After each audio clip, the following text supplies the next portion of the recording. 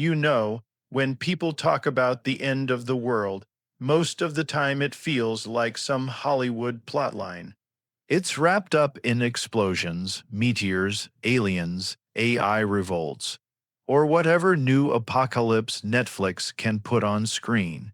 But if you go deeper, way deeper into ancient history, sacred texts, and what people thousands of years ago were actually trying to tell us, you come across these really chilling accounts of beings known as Yajooj and Majooj. In Western contexts, you'll hear them referred to as Gog and Magog. These aren't just mythological creatures or symbolic archetypes of chaos. No, what's written about them paints a picture of something so massive, so uncontrollable, that if it's true, it could rewrite the way we think about civilization, security, and survival itself. And it's crazy because every single culture, whether you're looking at Islamic eschatology, biblical prophecy, or even scattered references in other mythologies, seems to hint at these destructive forces that break out toward the end of time. They're described as vast in number, unstoppable, and almost alien in their ferocity. And yet, they're not aliens, they're not demons in the traditional sense. They're people, or maybe something like people, human enough to be recognized, but different enough to be feared on a scale we can barely wrap our minds around. Now, think about this for a second. Imagine the Earth not as this calm blue planet we post on Instagram, but as a place literally teetering on the edge of balance. Our entire system, the governments, the borders, the laws, everything we think is strong and immovable, is actually fragile. History shows us this. Civilizations rise and fall constantly. Rome thought it would last forever. The Mongols thought they'd dominate the world. Empires have always collapsed, and most of the time it happened way faster than people expected. That's the scary part. Collapse doesn't announce itself politely. It hits you out of nowhere. One day you're living normal life, and the next day the walls have come down.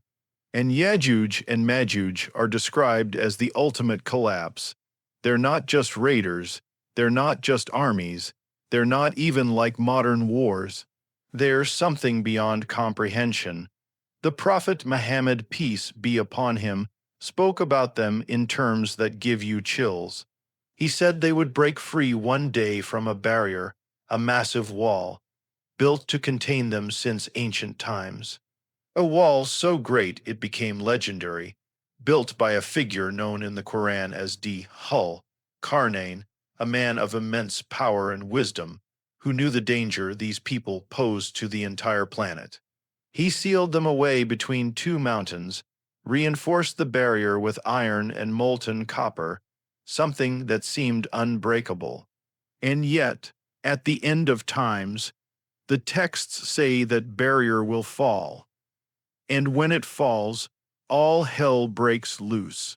But here's where it gets even crazier. People dismiss this like it's just some religious fairy tale. But look at the patterns of history. Look at what happens every time the world thinks it has secured peace. Something always erupts. Something always comes from the shadows. Barbarians, raiders, conquerors, tribes nobody thought existed. And they change the course of history overnight. So when you read about Yajooj and Majooj, you start asking, what if this isn't mythology? What if this is just the ultimate cycle of chaos, a cycle humanity can't escape? And here's where I can't shake the thought. In our world today, with satellites, drones, global surveillance, we still don't know everything that's out there. Think about the uncontacted tribes of the Amazon. Think about North Sentinel Island, where people live as if time froze thousands of years ago. If those people can exist hidden in plain sight, what's stopping something larger, darker, more feral from existing somewhere remote, sealed off, just waiting for their time to break free? We laugh at the idea because we think our tech makes us omniscient. But tech doesn't replace ancient warnings. Sometimes it just blinds us from seeing the bigger picture, and when Yajooj and Majooj come, the way they're described is terrifying. Waves upon waves of them, not hundreds, not thousands, we're talking millions, maybe billions, so many that no human army, no nuclear weapon, no AI defense system could possibly stop them. They sweep across the earth like locusts, consuming everything food, water, land. It all gets swallowed. People run, people hide, but there's no escape, and this isn't coming from one tradition. These echoes exist in multiple faiths, multiple prophecies, stretching across cultures that never even met. That's the part that makes me stop and think. How did these ancient people, scattered all over the globe, all point toward the same catastrophic vision? How did they know something about the fragility of humanity's future that we, with all our science and tech, still ignore? The truth is, we're arrogant. We think because we've got skyscrapers, iPhones, and AI, we're invincible. But if you zoom out, if you take a cold, hard look at history, you realize that chaos has always been waiting just outside the gates. Always, and maybe, just maybe, Yajooj and Majooj aren't just some apocalyptic fantasy. Maybe they're the ultimate reminder that no matter how advanced we get, we're still vulnerable to forces way bigger than us. When you hear about Yajooj and Majooj, the first thing that always comes up is this wall, this barrier, something so massive and so ancient that its story has survived for centuries. And it wasn't just a simple wall like the ones we see dividing nations today. No, this was something extraordinary. Dajjal, Karnain, the ruler who built it, wasn't an ordinary man. He's described as someone who traveled across the earth, reaching places no one else could. He was both a conqueror and a protector, a figure who wielded immense knowledge and power.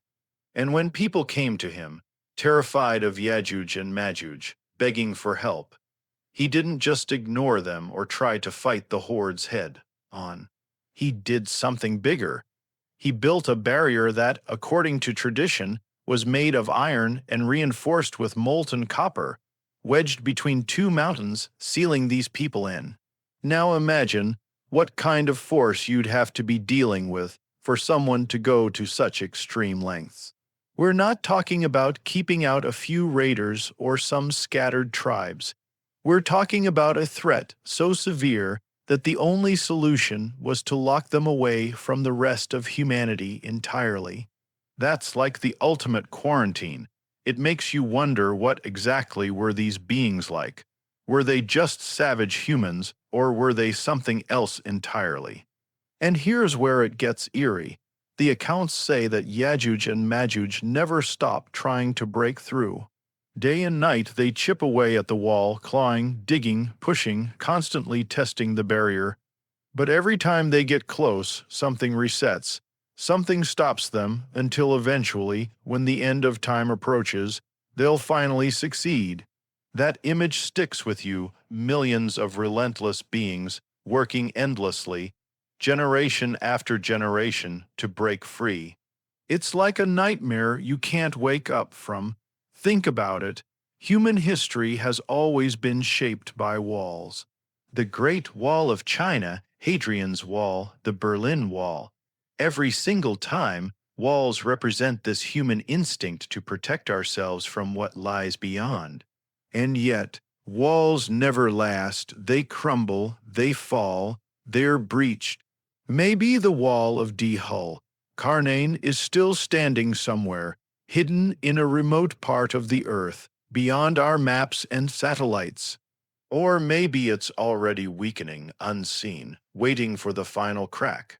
The craziest part is, with everything we've built, satellites orbiting the globe, drones scanning landscapes, mapping tech that can see down to individual trees, you'd think we'd have discovered it by now, but the earth is still filled with blind spots. Think about the deep jungles of the Amazon, the frozen wastelands of Siberia, the endless stretches of mountain ranges in Central Asia. There are places where no modern survey has truly reached, places so isolated that even explorers can't access them. If you wanted to hide a massive ancient structure, those are the kinds of places it could still exist. And that thought alone is chilling, because if the wall is still there, then so are the beings behind it. Now, here's another layer. Some people speculate that the wall isn't even physical in the way we imagine. Maybe it was something beyond our understanding, some kind of energy barrier, or a natural geological structure enhanced by ancient knowledge we don't have anymore. That's what blows my mind.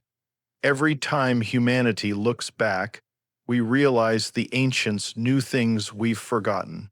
Whether it's lost technologies, engineering marvels, or astronomical precision, the past keeps surprising us. So when you hear about a wall built to trap the most destructive forces in human history, you can't just dismiss it as fantasy. And if they're still behind it, if they're still trying to break through every single day, that means humanity is living on borrowed time. Because the texts say that when God allows it, that barrier will collapse. Not before, not by accident, but at the appointed moment. And when that happens, nothing in our modern arsenal will matter. The world as we know it will be completely unrecognizable. It's almost like humanity has been playing this game of survival without realizing there's a final boss level waiting at the end. We argue over politics, money, land, ideologies, but all of that feels small compared to the thought of a force like Yajooj and Majooj being unleashed. That's the real chaos, not the chaos we see in riots or wars, but chaos on a planetary scale. And here's where it gets really uncomfortable. If you look at the way our world is heading, with climate disasters, wars, pandemics, and this general sense of instability, it feels like everything is lining up, the stage is being set. It's like humanity is being softened, weakened, spread thin, so that when the wall finally breaks, we won't be ready. And maybe that's the point. Maybe that's the test. But here's the big question. How do you even prepare for something like this? You can't build another wall. You can't negotiate with them. You can't fight them. They're described as a flood, an unstoppable tide. Once they're here, that's it. And maybe that's why people throughout history have tried to push this story away, pretend it's just myth. Because facing the reality of something like Yajooj and Majooj means admitting we're powerless, and humans hate that. We build technology, weapons, empires, all because we want to believe we're in control. But the story of Yajooj and Majooj reminds us we're not. And when they finally emerge, the texts say it'll mark one of the final stages of human existence. The world won't just continue as normal. It'll be thrown into a chaos humanity has never seen before, a chaos that'll make everything we've gone through, world wars, genocides, pandemics, look like small-scale rehearsals. One of the scariest descriptions about Yajooj and Majooj is their sheer number. They're not just a tribe. They're not even a nation. They're described as an ocean of people, waves crashing endlessly against the world. The Prophet Muhammad, peace be upon him, described them in ways that make your skin crawl. He said that when they finally break free, they'll swarm the earth in such numbers that no force can contain them. Imagine the largest army you've ever read about in history, Mongols, Persians, Romans, and then multiply that by hundreds, maybe thousands. You're looking at something beyond statistics, beyond military calculations. You're looking at raw chaos spilling across continents. Now, think about how humanity reacts to numbers like that. In every war, every crisis, the one thing we lean on is the idea of balance. We say, well, this side has this many soldiers, this many weapons, this much technology. We rely on strategy, tactics, and planning. But Yajooj and Majooj erase that entire equation. Their numbers alone overwhelm any form of resistance. It's like standing on the shore and watching a tsunami roll in. It doesn't matter how many walls you build, how many guns you stockpile when something comes at you on that scale. Survival becomes less about fighting and more about trying not to be swept away. And it's not just their size in numbers, it's their hunger. The texts say they'll consume everything. They'll drink rivers dry. They'll strip the earth of food, crops, animals. Wherever they go, life disappears. And that's a horrifying image because it flips the script of human civilization. We've always been the ones expanding, consuming, devouring resources. But now imagine a force coming for us with that same insatiable appetite, multiplied by millions. It's humanity facing its own reflection, only darker, more primal, more merciless. And when you think about it, there's something almost prophetic about that. Look at the way we live today. Overconsumption, deforestation, climate change. We're already draining the planet piece by piece. Maybe Yajooj and Majooj are like the final mirror, the ultimate reminder of what happens when consumption spirals out of control. They're not just destroyers, they're the embodiment of what unchecked greed and hunger looks like when it takes physical form. But what really hits me is this. People think modern weapons could stop them. Nukes, drones, chemical warfare. But imagine unleashing those against billions of relentless beings spread across every landmass. You'd run out of ammo before you even made a dent. And even if you wiped out a million, what does that mean when there are hundreds of millions more? And let's be honest, modern warfare has never really been about numbers. It's about precision, strategy, technology. But when you're dealing with a horde that doesn't care about casualties, that doesn't retreat, that doesn't stop, technology loses its edge. The Quran and Hadith paint their arrival as something that terrifies even the strongest believers. People will retreat to mountains, barricade themselves in fortresses, hiding not to fight but just to survive. And here's the kicker. They'll still be found. The swarm spreads so far and wide that no corner of the earth remains untouched. That's the part that makes it truly apocalyptic. You can't just move away from it. You can't just relocate. The tide is everywhere. And if you zoom out, that's what makes their story feel so real.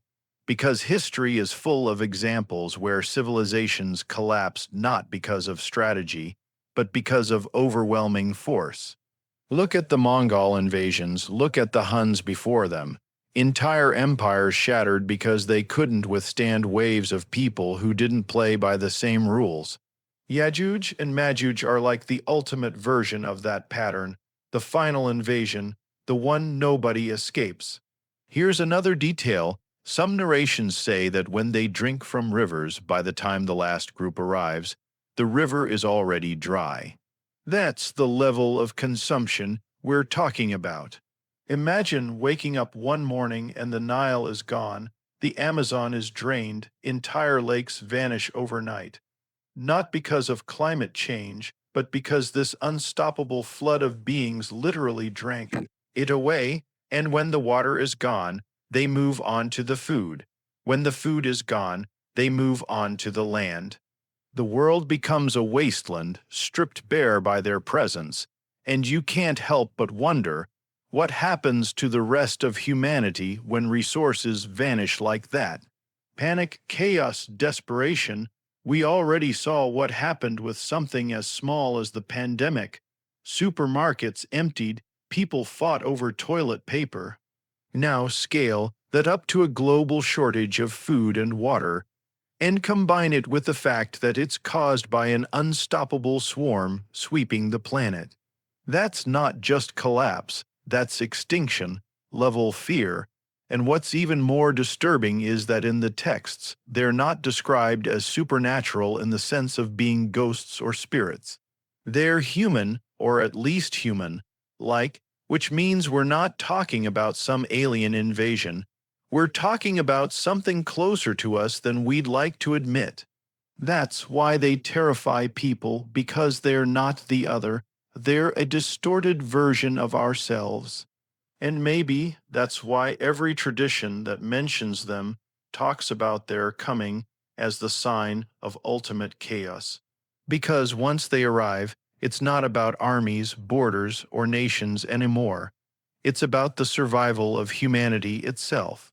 And yet, as hopeless as it sounds, the story doesn't end with them.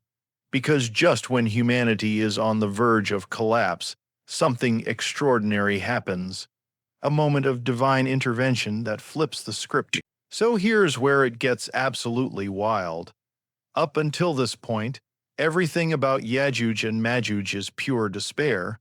A swarm you can't stop, an invasion you can't fight, a consumption you can't outrun. Humanity is cornered, literally hiding in caves, mountains, and fortresses, just trying to stay alive. And then, out of nowhere, the narrative shifts.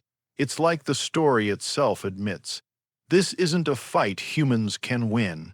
No army, no leader, no strategy stands a chance. The only way out, the only resolution, is divine intervention. In Islamic tradition, this is where one of the most incredible figures in human history enters the scene. Prophet Isa, Jesus, peace be upon him. And the timing here is so important. The world is already unraveling. The Antichrist, or Dajjal, has appeared. Humanity is fractured, exhausted, pushed to the edge. And then Yajooj and Majooj break free, turning that desperation into sheer hopelessness. It's like the script of existence reaches its climax, and that's when Issa descends. Now think about how crazy that is. All throughout human history, we've told stories about saviors, messianic figures, divine helpers who show up in humanity's darkest hour. But in this case, the story is crystal clear. Issa returns, and he leads the believers through one of the most terrifying chapters of existence. But here's the kicker. Even Issa doesn't fight Yajooj and Majooj directly. That part always gets me. The greatest of prophets, empowered by God himself, doesn't raise a sword, doesn't summon armies.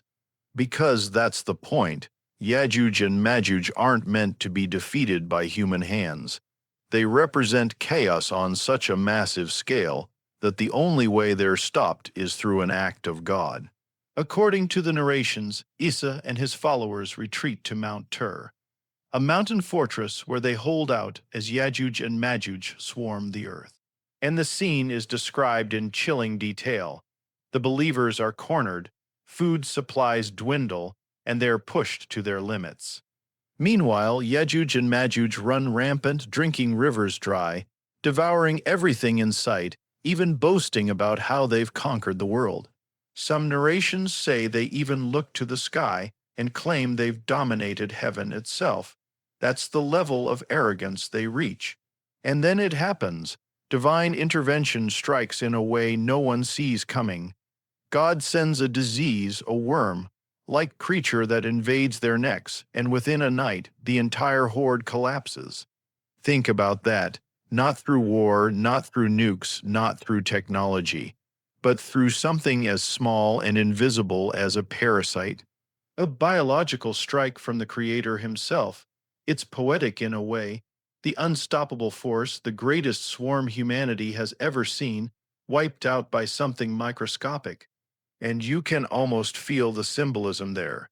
Humanity always believes strength is about size, power, weapons, armies. But in the end, the greatest threats and the greatest solutions often come from the smallest, most unexpected places.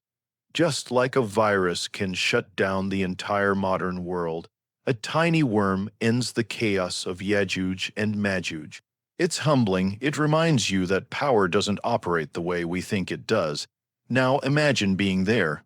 One day, the world is drowning in chaos, overrun by billions of raging beings. The next day, silence.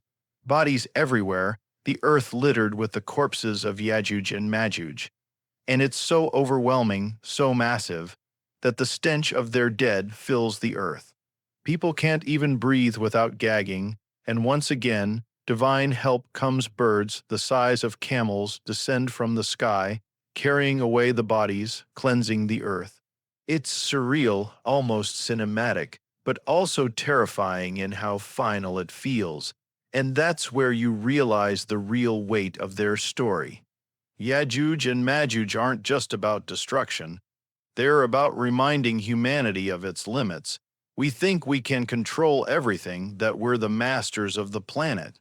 But the truth is, when something truly unstoppable comes, we're powerless.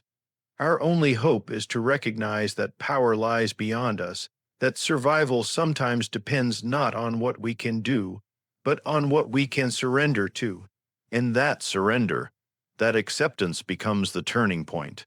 Because once Yajooj and Majooj are wiped out, it's not like the world just goes back to normal. No, the texts say that after them, the end really starts to accelerate. Their destruction is the beginning of the final chapters. It's the signal that the timeline of humanity is almost done. So you're left with this paradox. On one hand, their arrival is absolute chaos, the worst humanity has ever seen.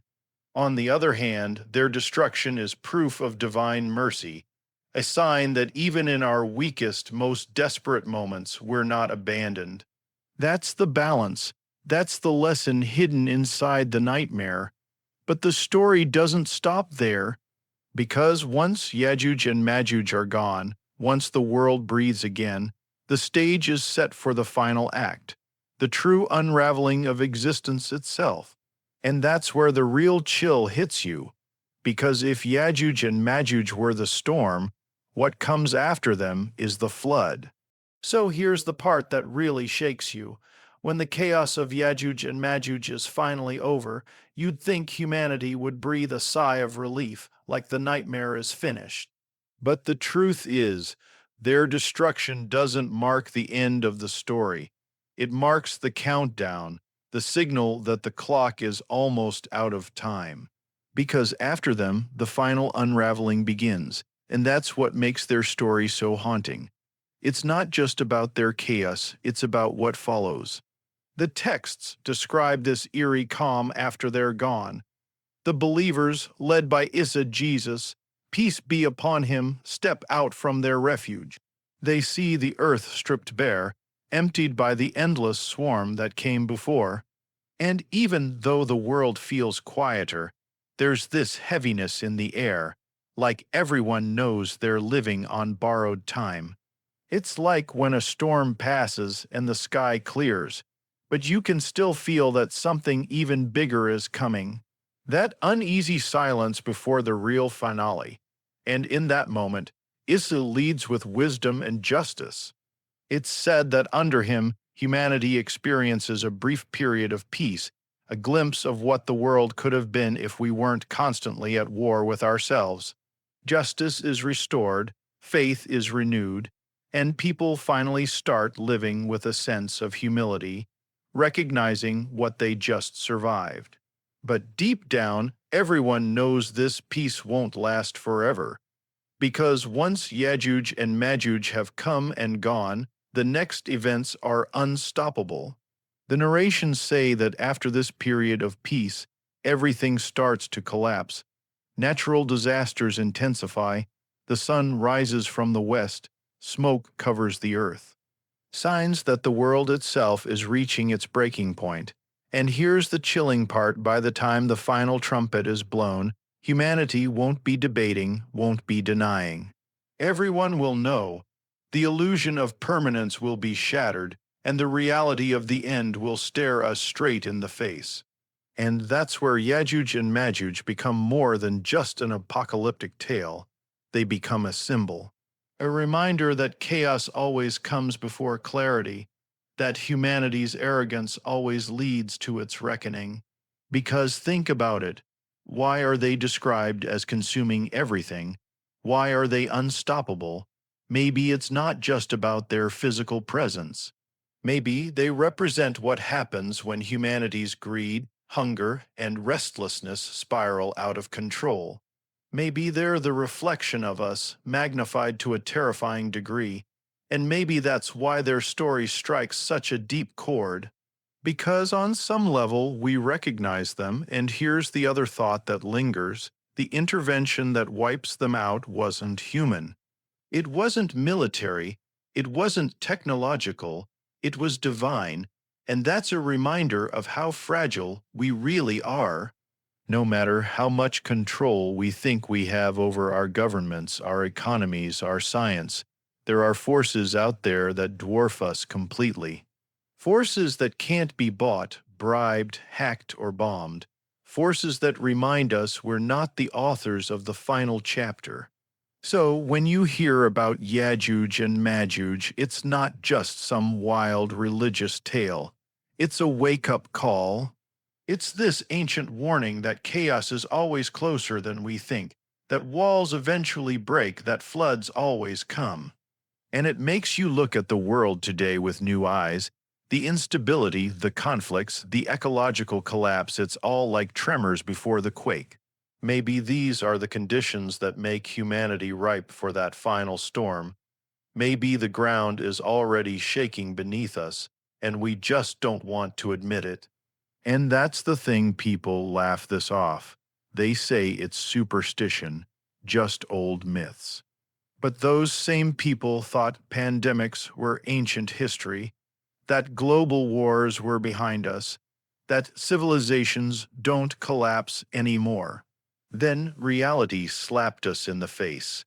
Imagine what happens when the slap isn't just a virus or a war, but billions of relentless beings spilling across the planet. You wouldn't be laughing then, and so the story of Yajooj and Majooj leaves us with this uncomfortable truth: we're not as secure as we think. We're not as permanent as we believe. The end doesn't come with warning labels or countdown clocks. It arrives suddenly, brutally, without mercy, and whether you see it literally or symbolically, the message is the same: prepare yourself. Not with stockpiles of weapons or bunkers, but with humility, perspective, and the recognition that life is temporary, fragile, and utterly dependent on forces bigger than us. Because one day the wall will fall, one day the swarm will rise, and when that happens, there will be no debates, no politics, no illusions left. There will only be the truth, raw, undeniable, and final. And that's the horizon we're all walking toward. The horizon that ends not in endless progress, but in the collapse of everything we thought was unshakable. The story of Yajooj and Majooj isn't just about them, it's about us, about how we live now, how we consume, how we forget our fragility. And maybe that's the biggest warning of all: the end isn't just approaching, it's been approaching all along. We just haven't wanted to see it.